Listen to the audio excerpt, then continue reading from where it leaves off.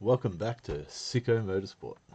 This is the Formula One podcast for the 2025 Australian Grand Prix. Now, I've been wanting to do a Formula One podcast for a number of years now, at least a couple of seasons. I remember thinking at the start of the season, we'll get it done, we'll get an episode going, and then the season just disappears. So I thought I'll sneak in this podcast for the Australian Grand Prix, which I attended on the Saturday, so we'll talk about that for a bit as well. And then the Chinese Grand Prix just happened today too, but I haven't watched it yet. And then once I do that, we'll be up to speed for 2025 F1 and podcasts at S1CKO Motorsport. So I've been watching Formula One since 1999. Watched Michael Schumacher dominate for years. See Williams and McLaren and BAR trying to put up a fight. And then Renault and Fernando Alonso finally get it done. And then we had a few other winners over the years with Raikkonen and Hamilton and Button. But then when Vettel and Webber and Red Bull came on the scene, that was a great time as well. Seeing Webber win some races and challenge for the championship, but couldn't get it done, unfortunately. So, we had Vettel dominating for a bit, and then we had Lewis Hamilton dominate, which seemed like forever, with Nico Rosberg sprinkled in there. And it still seems like I'm getting over the Hamilton era. And then we've got Max Verstappen slotting in there, and, well, it seems to be his time. Although at the Australian Grand Prix, you had Lando Norris taking the win, and McLaren 1 and 2. So, with the Australian Grand Prix, I was there on the Saturday, there to watch qualifying. I was there at turns 9 and 10 for qualifying, and I didn't really follow closely what the teams and the drivers were up to, and how their progress was going, because I didn't really watch practice either. But I was there to just watch the cars and soak in the atmosphere and attend the Grand Prix, as you do. There was a lot of people there. It was very hot, but it was well worth it, especially at turn 9, where the sweeping left and right hander in qualifying. It's where the cars are at their best, at their peak. So that's a good spot to watch the cars. I watched some of the support races and categories as well. Walk the track. It's a good time. It's a good event.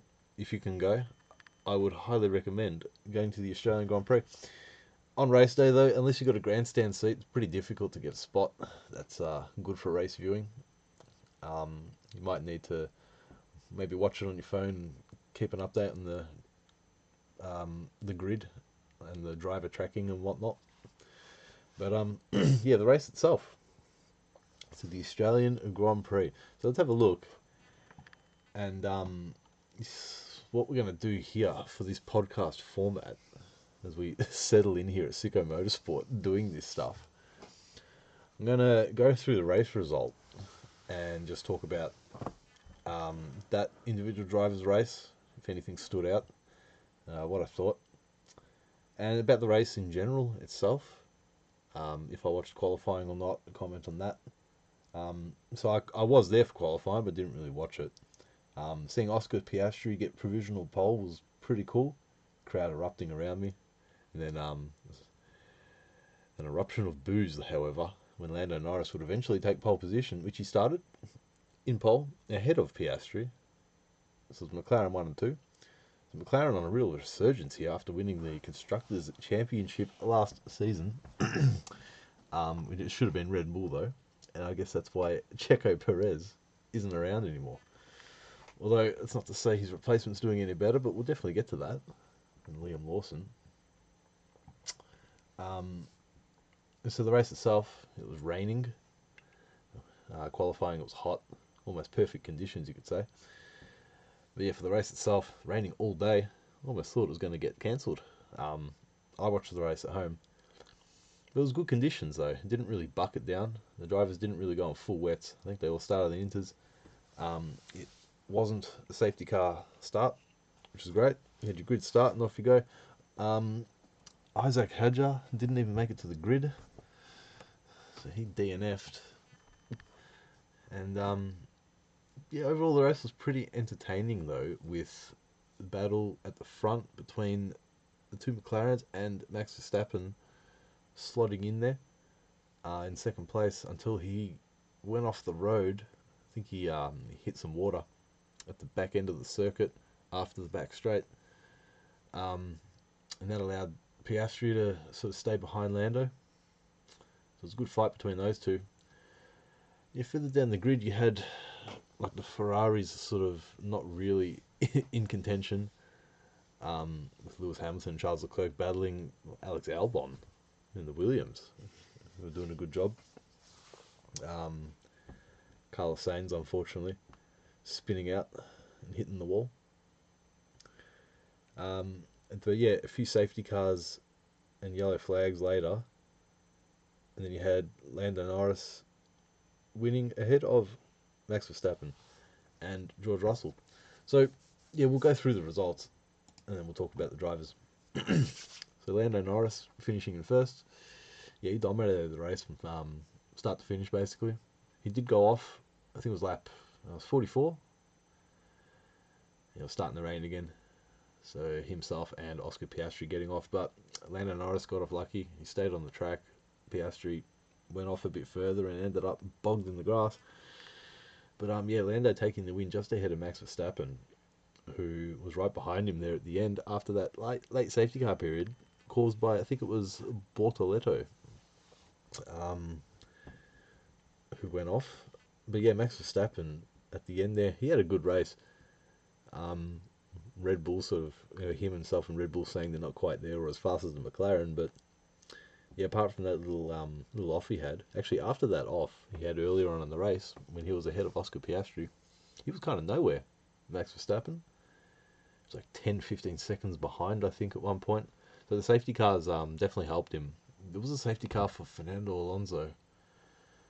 I think that's the one that helped the most. I forgot what lap that was on. But yeah, Max Verstappen bringing it home in second. He started the race in third position. So just have a look at the times here. He did a 1:15.4. And then, yeah, the McLarens, you had Oscar Piastri, 1:15.1, 1:8, and Lando Norris, 1:15.0. So, Red Bull, a few tenths off in qualifying, and Max Verstappen making it work in the race. But that just shows the difference he makes in the car. He is obviously a quality driver, a four-time champion. It's easy to forget that. Yeah, it only seems like yesterday that him and Lewis Hamilton were battling at Abu Dhabi for his first world championship. Red Bull Honda versus the Mercedes. And yeah, now he's won 4 titles. One, two, it was 3? What? Yeah, he's won 4 titles. 2020, 21, 22, 23 and 24. So we're at the start of 2025 here. So it looks like, yeah, it would be Lando Norris versus Max Verstappen for the title. Although Oscar Piastri, I'm sure, will be there as well. Further down, we got George Russell. He finished in third. We'll see where he qualified. He qualified in fourth with a 1:15.5. So he finished 8 seconds off. Yeah, overall he wasn't in contention for the win. It was going to be Max Verstappen or the McLarens, but George Russell, he didn't really have much coverage in the race. The commentators didn't talk about him either at all. So very quiet race, but he finishes third. He finishes on the podium. So he's moved up to number 1 status in Mercedes this year with Kimi Antonelli, who finishes fourth, coming in as a rookie. What a team to come into, huh? Kimi Antonelli, Mercedes. Even though they're not exactly the number 1 team at the moment, they're still a top team. Kind of like Ferrari, where they're always sort of there and thereabouts. Mercedes, been like that for the last few years now. I think since the rules change in 2022. But yeah, George Russell in third place. Like I said, there's not much to talk about with his race. If Mercedes can produce a good car, will he be a championship contender? Well, he's won races. He's got a few seasons under his belt. I think his rookie year in Williams was 2019. 2020. That was 2019, I think. I've looked that up actually. So he's got a few seasons under his belt. He's been in Mercedes for a while. Like I said, he's won a few races. So if they can produce a good car, yeah, maybe he could challenge Max Verstappen and the McLaren guys. I'm not sure if Kimi Antonelli finished fourth. He started way down in his debut race in Formula One and for Mercedes. So yeah, Williams, he started in 2019. George Russell. So Kimi Antonelli, we'll see where he qualified. He qualified in 16th, so he got knocked out in Q1. Like I said, it's hard to pay attention when you're sort of not listening to the commentary when you're at the track. So I'm not sure if he had a problem in qualifying, but he had a good race. He moved up all the way to fourth. He obviously just kept it on the track when a lot of other people went off the track, either through just mistakes or some engine torque issues, which a lot of the drivers talked about, or just through no fault of their own. But yeah, Kimi Antonelli could be one to watch. We'll see over the next few races how he goes. Seems like a cool character. I haven't really paid attention to him in F2 or anything, so yeah, we'll see over the next few races what he does, and if he becomes a likable character or not. So some of these other drivers I'm not too fond of, like Lando Norris and George Russell, I'm not the biggest fans of. I think it's because they're British. But that's not really fair, because there's other British drivers I like. Jenson Button, David Coulthard, Jolyon Palmer. I mean, he wasn't like hateable. But Lando Norris and George Russell, they're just rubbing the wrong way. Even with George Russell being a Williams driver at one point. I don't know. We'll see if Kimi Antonelli will make me somewhat like Mercedes. Well, I guess with teams, McLaren, classic team, I don't mind them. Especially with Oscar Piastri there. Go the Aussies. You got Red Bull Racing Honda. I didn't know they were called Red Bull Racing Honda still. And then you got RBPT, Red Bull Powertrains. Probably just for some sponsorship there with Honda. So Red Bull Racing, I don't hate them. I'm not the biggest fan. It's kind of like Mercedes. I don't hate them, but I'm not the biggest fan. And then we go to 5th place, and we've got Alexander Albon for Williams. Obviously, I'm a big Williams fan. And he qualified in 6th position ahead of the Ferraris, which was great. So, Alexander Albon, he had a great race. Kept it on the track. The Williams are looking good. Unfortunate for Carlos Sainz, his teammate, he DNF'd. But, yeah, Alex Albon, I like the guy. He's been in Williams for a while now. I think this is his 4th season with the team. He was there in 22, 23, 24. So he's been there for the rebuild, and he's going to be there next year, I believe. So if they can produce a good car, he should be a good racer for them. Like I said, I like the guy. He's a likable character. He seems to be a good racer. I think at Red Bull wasn't the best start for him, especially when you're up against Max Verstappen. And then he seemed a bit like defeated as well. A bit lost. Didn't know how to cope with, dealing with, especially in a team like Red Bull as well, where it's like a top team. But Williams seems like a good place for him.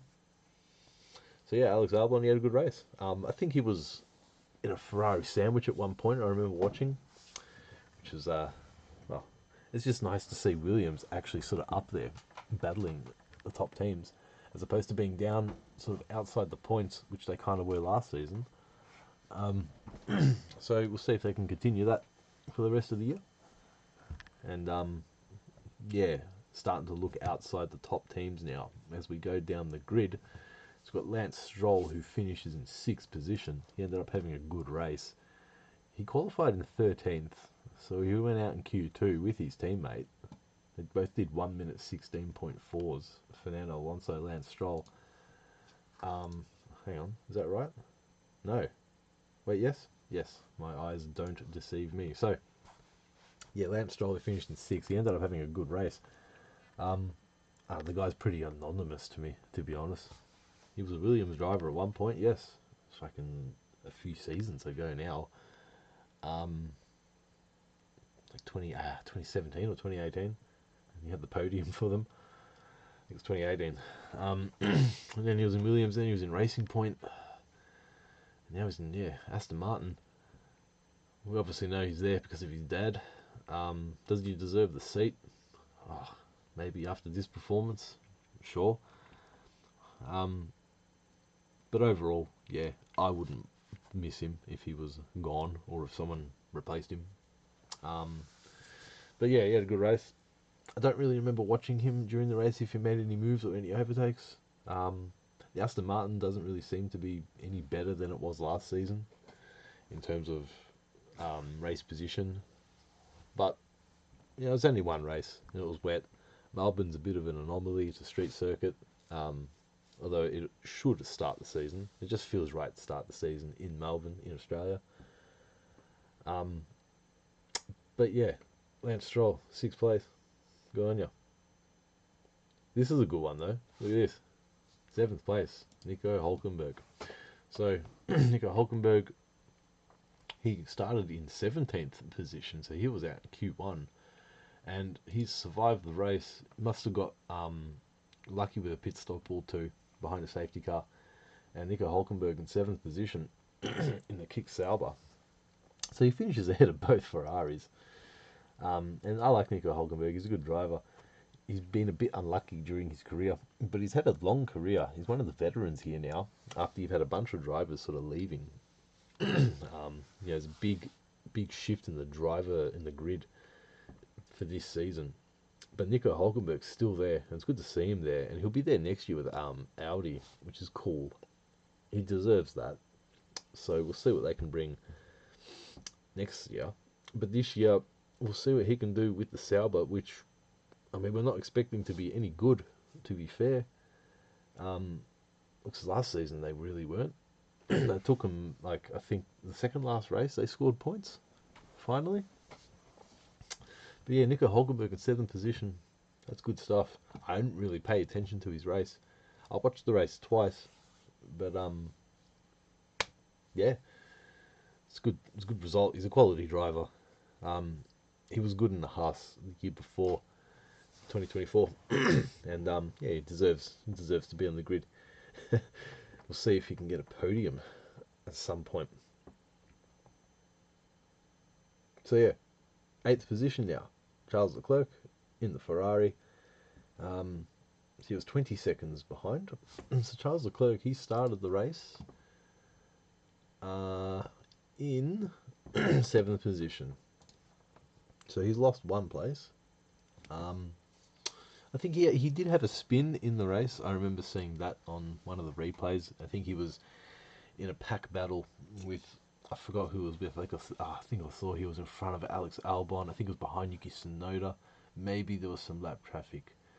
But yeah, Charles Leclerc, Ferrari, not having a great race. There was some funny radio banter with the water in the seat. And yeah, Ferrari team just kind of being perceived clowns, unfortunately. Will they get their shit together? Hopefully. It is Ferrari. They have started the season bad before and then, made up for it. 2012 comes to mind with Fernando Alonso. So, they've got Lewis Hamilton here with them now. So we'll see what happens. But yeah, Charles Leclerc, pretty anomalous race. But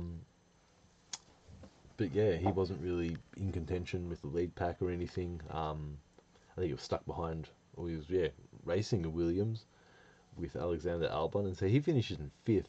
So Charles Leclerc could have finished up there. Ferrari did mess up the strategy though during the race later on when they kept both their drivers on slick tyres and didn't change them quick enough behind the safety car. So yeah, like I said, Ferrari being perceived clowns. So we've got Oscar Piastri in 9th position. He was battling Lando Norris all race for the win, and then unfortunately when both McLarens went off the track, Oscar Piastri, a bit worse for wear there. He got stuck in the grass at turn, I think it's turn 14 now, I think it's called, or 13. I'm not 100% sure. Let me do it in my head. 9, 10, 11, 12. It was turn 13, yes. So we've had the recent reconfiguration of Albert Park over the last couple of years now, or 3 or 4 seasons. Getting used to the turn numbers. But yeah, second last turn, getting stuck in the grass. But he got it out, much to the delight of the fans at the track, obviously, at the Australian Grand Prix. But yeah, this could be Oscar's year. That McLaren looks good. Lando Norris is obviously fast, but so is Oscar. He's won a race, won a couple of races if you count the sprint. So yeah, I think he's one to watch. He's been at McLaren for 2 seasons now. He's embedded himself as much as he can. He had his rookie year in the squad. It was 2020, be 2023 now. Yeah, wow. So yeah, 23, 24, and now it's 2025. Could be in a shot for the championship. I think overall he had a good performance, especially when he had provisional pole. So he did start the race in second. Did Oscar Piastri. And yeah, he did a brilliant overtake on Lewis Hamilton during the race. It was definitely the overtake of the race. I don't think they actually showed it during the broadcast, but they showed it afterwards as a replay. But yeah, he overtook Lewis Hamilton into turn 9 around the outside, and it was kind of wet, as it was the whole race. It's brilliant. So, it's good stuff. And having sat there, or stood there for qualifying, just seeing how fast the cars go, and you see how the cars, go left and right with the change of direction, and just thinking, in the wet and side by side, and keeping that commitment and trying to go as fast as possible still. Yeah, it's crazy stuff. So Oscar Piastri, despite that spin, I think he still had a solid showing, and deserves to challenge for the championship this season. So obviously, being at the Australian Grand Prix, there was a lot of support for Oscar Piastri, a lot of McLaren shirts, Oscar Piastri's merchandise. It's a shame that I thought we are going to have Daniel Ricciardo on the grid this season as well. We could have had Oscar, Jack Doohan, and Daniel Ricciardo. So the Aussie triple threat attack would have been cool for marketing and stuff. But still, Oscar Piastri's definitely cemented himself as the new guy, the new Aussie. So we've gone from Mark Webber to Daniel Ricciardo to Oscar Piastri. It's still kind of a shame that Ricciardo's not there though, because I think it's still got unfinished business. But I was ready for the transition from Webber to Ricciardo, because Webber was getting to that age and this and that, and the transition from 2013 to the 2014 rules, it was good timing, and but missing Daniel Ricciardo, it seems like it's a bit messy. And I don't think it's just because he left Red Bull. I think he could have stayed at McLaren, even at the expense of Oscar Piastri. But even Red Bull, I mean, I don't know, probably could have stayed in the Racing Bulls, but I don't know what the politics are like in that team. Anyway, moving on to number 10, we've got Lewis Hamilton. So, debut race for Ferrari. Pretty 50-50 race, I'd say, by Ferrari standards, Hamilton standards. He's a 7-time champion? Yeah, he's a 7-time champion. And Ferrari's, the team. You want to race for them, you want to do well for them. He had a pretty scrappy race. But, he's embedding himself, as he says, into the squad. He's another guy I'm not really fond of. Another Brit. See? The Brits on the grid for some reason. I don't know what it is. But yeah, his total domination in the 2010s didn't help. But we'll see what he can do this season, Lewis Hamilton. I'm sure he'll sort himself out in that team, and if Ferrari can deliver a car, I'm sure he'll deliver results. So yeah, he scores 1 point in 10th place. He had a few scrappy moments in the race, but he didn't really crash or spin out or anything. It was just sort of some close calls with mostly his teammate, actually. So both Ferraris kind of struggling as much as each other. So they had the Oscar Piastri finishing in between them. So the McLaren obviously showing much better pace. Um, but we'll wrap up with the teams overall at the end of this. So we've got Pierre Gasly in 11th. Pretty anonymous race for himself and Alpine. I think he had Fernando Alonso behind him, chasing him for a number of laps. Not really expecting much from Alpine this season. If they can score some points, that would be pretty good for them. So especially with last season, they really didn't score any points until later on, and they overtook Williams and I think even Racing Bulls at one point. But yeah, Alpine, this season's a bit of a throwaway season, I think, for them, especially with Renault pulling out. But Pierre Gasly, he's a good driver. He's a good asset. So I think he's smart enough to sort of see that, yeah, we'll wait this out. Let's just keep trying to perform and see what next season brings. So yeah, Pierre Gasly in 11th. He was blamed by Fernando Alonso for his accident, and we'll get to that. And the DNFers did not finishes in a bit. So Yuki Tsunoda, he ended up finishing in 12th. He had a good race. By the way, so where did Lewis Hamilton qualify? Lewis Hamilton qualified 8th, so yeah, pretty anonymous, finished in 10th. Then you had Pierre Gasly, where did he qualify? Yeah, he qualified in 9th, so he finishes in 11th, so he loses a couple of places. Yuki Tsunoda, though, he qualified in 5th. So he had a good showing there. He was only 2/10 off Max Verstappen in the Red Bull, and he had a good race early on. I didn't actually see what happened to him, though. Maybe he got caught up in the safety car or the late sort of pit stops and the rain coming down. So, yes, unfortunately for him to be out of the points. But that car looks good. Not only does it look good with delivery, but obviously Yuki Tsunoda is getting some speed out of there. And he's been in that team for a while now with the junior squad. Alpha Tauri and now Racing Bulls. So we'll see if he'll still be there next season. But I guess with performances like this, you could see him maybe potentially in the Red Bull. But it's only one race. And unfortunately he finishes 12th and out of the points for this one. But yeah, one to watch definitely. Racing Bulls and Yuki Tsunoda. Now, 13th position and 14th place is Esteban Ocon and Oliver Behrman. The last of the finishers, well down the order, and Haas qualified last as well. They qualified 19th, and Oliver Behrman didn't qualify, so yeah, he didn't even start qualifying. So Haas not looking great. They kind of remind me of what Minardi used to be. Basically, if a team's doing really bad and they're at the back of the grid like that, yeah, they're kind of a Minardi. Haas tend to be up and they tend to fluctuate, don't they? Sort of up and down, back and forth.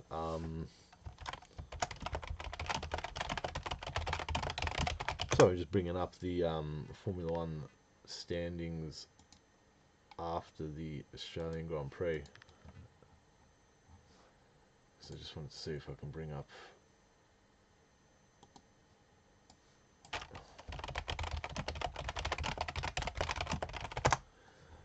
some results here. But yeah, so Haas, the back of the grid, and Esteban Ocon, so he finished in ahead of Oliver Behrman.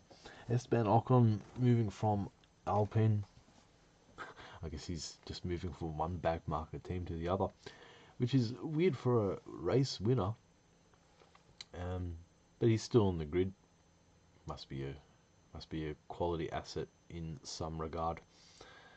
I still think Kevin Magnussen would be a better bet in that seat as opposed to Ocon, but Magnussen's off, I think, doing endurance racing. So yeah, Ocon didn't really show much of him on the race. I think they showed him getting lapped. And Oliver Behrman, he had a difficult weekend apparently. So yeah, not much more to say with Haas. So now we go to the DNFers, and we'll start from the first ones. Isaac Hadjar didn't even get to start the race. He binned it on the parade lap. It was wet. Yeah, not much to say about him, I guess. I'd have to see him in a race to see what he's capable of. One of the rookies in the Red Bulls, Racing Bulls, sorry. So, yeah, we'll see if he can pull himself together and do some Chinese Grand Prix, the sprint round and the race. And then Jack Doohan as well, a very similar situation where he didn't really get to start the Grand Prix and didn't get to complete a lap. He binned it with a bit of a torque surge apparently, and much like Isaac Hadjar as well, and Carlos Sainz. But yeah, Doohan hitting the wall. We'll see if he can last a few races. He's a rookie on the grid. He did debut last year though. I think it was at Abu Dhabi. So, maybe even Brazil. But yeah, Jack Doohan, well, obviously didn't really race, so didn't really know what he could do compared to Pierre Gasly as well. Where did he qualify though? Jack Doohan qualified in 14th position. So yeah, we'll see what he can do next round. We'll give him a bit more time to be perfectly fair.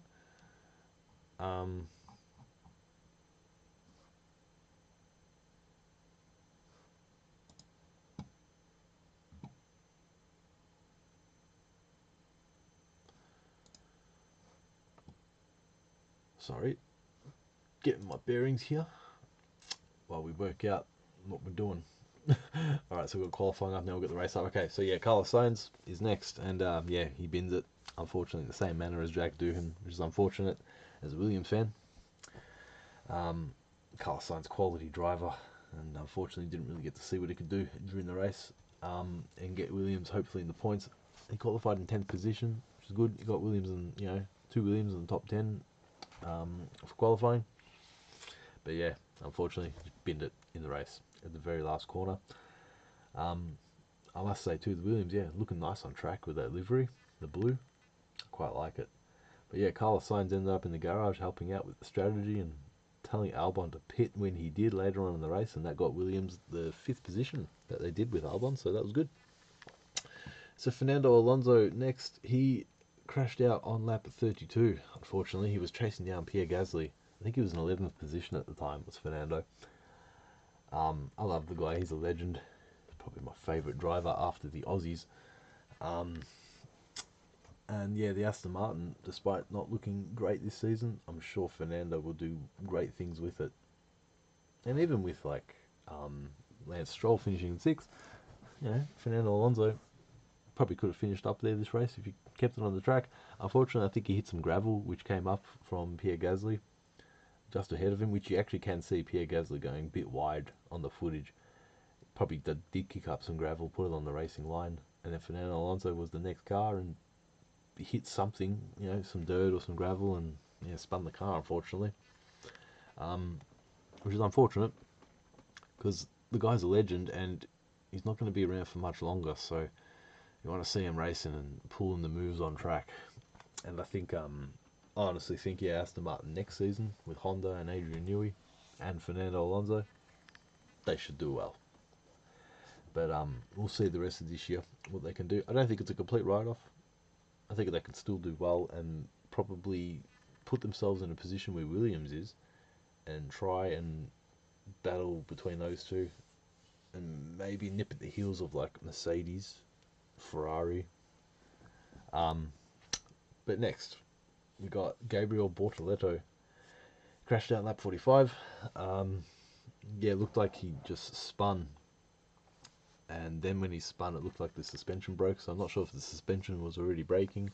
But yeah, he spun out. I'm not sure where he was running at the time. I think it was outside of the points. He ended up qualifying in 15th position. There's not much to say about the rookie, unfortunately. He didn't finish in the points. He didn't really start in qualifying. I think it was just a very quiet debut race and then spun out. I don't know much about the guy as well, his racecraft or anything. What team he raced with in F2, whatever. So I'll keep an eye on him, I guess, for the rest of the year if we can in the Kicks Alba, because there might be a chance that that team's just not that great and doesn't get much footage, and you don't get much spoken about. And there's so many other rookies as well on the grid. Well, I say rookies, but like a lot of these people have still done a race or two. Like the next person who crashed out, Liam Lawson, the next lap on lap 46. The same thing as a lot of the other drivers did earlier on in the race, where the car just spun under its own power, hit the wall, and out you go. So yeah, that was Liam Lawson. He was looking overall pretty horrible in that Red Bull during the race weekend. Now, like, it's his debut race for the team, but it's not his debut F1 race. He's got more than a handful of races, I think. Like like last year, and then even the year before that, he had at least a few when he was. I think he subbed for Daniel Ricciardo when it was 2023, wasn't it? Yeah, and then he replaced him in 2024, and now 2025 he's replaced Checo in Red Bull, but Sergio Perez in Red Bull gone. But yeah, Liam Lawson qualified like in 18th position. And yeah, in the race he was pretty much down the grid. I think he was like in 18th, 19th position for a lot of it. He definitely wasn't in the points. We'll see if he can improve. Maybe he'll have the same problem as some of the other people have in the Red Bull, where they just can't get used to the car that's built around Max Verstappen. But we'll see what happens. Maybe swap him back into the Racing Bulls with Yuki Tsunoda. I think that'd be a better idea. Because Yuki's not exactly a rookie anymore. He's been there for a few seasons. Liam Lawson, yeah, he's still fresh. He's only got a few races under his belt. If you give him the full year in Racing Bulls, we'll see what happens. But look, I think we've spoken about everyone. That was everyone at the Australian Grand Prix. We've done the race result from first to last. So yeah, Lando Norris, Max Verstappen, George Russell, top three. So we'll talk about the teams just very quickly. So yeah, McLaren obviously looking like the team to beat. Yeah, and with Lando Norris and Oscar Piastri, two quality drivers there, they definitely look like they'll be the ones to watch. Although Max Verstappen, don't count him out for the Drivers' Championship. Although I don't think they're going to fare too well for the constructors if Liam Lawson's going to finish outside of the points and really not be anywhere to sort of help Red Bull and Max Verstappen. But yeah, I'd definitely put Max Verstappen up there with Lando and Oscar. Next, I guess you're going to have Mercedes and Ferrari. I think the Ferrari need to sort of get their act together a bit. Lewis Hamilton needs to settle in a bit. Kimi Antonelli and Mercedes needs to settle in a bit, but it's definitely going to be a battle for those two. I think for third place. Maybe they can get their act together and start battling McLaren and Red Bull as the season goes on. But maybe those teams will divert resources to 2026. So we'll see what happens with that. But yeah, Mercedes and then Ferrari, I think, in the overall, like for overall sort of constructors and speed and battles there, they're your top four teams. Then you got your midfield, I guess you could say. The other teams that are going to battle for points, definitely Williams. They've taken a step up, and with Carlos Sainz there, don't discount them at all. But it's going to be tight because I think Aston Martin will get their act together. And then Racing Bulls with Yuki Tsunoda definitely showed pace here this week in Australia. So, I don't know, might be one to watch. I will definitely put Racing Bulls ahead of, say, Alpine. But at the moment, I guess you got Williams, Aston Martin, and Racing Bulls as sort of your midfield. And then the rest of the teams, you got Alpine, Kick Sauber. Well, Kick Sauber, I mean, Nico Hulkenberg had a really good showing this at the Australian Grand Prix, but I'm not sure Sauber are going to really do much this season. Going to devote everything to next season. So I would expect, out of the points more often for them with Sauber and then Alpine. Probably between those two, Alpine and Sauber. And definitely Haas, sort of at the back of the grid. The new Minardi, let's say. I don't expect much from them. I don't really like Esteban Ocon, so can't say I want to really talk too much about him and talk him up. Oliver Behrman, I don't know much about him though, so I'll reserve judgment on him. But as the season goes on, we'll see what he's capable of. So, look, if you've made it this far in the podcast, thank you very much. I'm going to go and now watch the Chinese Grand Prix and then bring you that podcast over the next few days. And then we'll see how this evolves and, the format and the general chat. Maybe we'll get some other people on board. But overall, I'm not going to have any graphics on the screen. I'm not going to sort of look at footage or pictures or anything like that for you guys to watch. This is more just for you guys to listen to. Listen to me sort of talk about Formula One. That's all I want to do here. Yeah, I figure why not? And if you guys want to listen to me talk shit, thank you very much. But yeah, I'll see you in the next video, the next podcast, at the after the next race.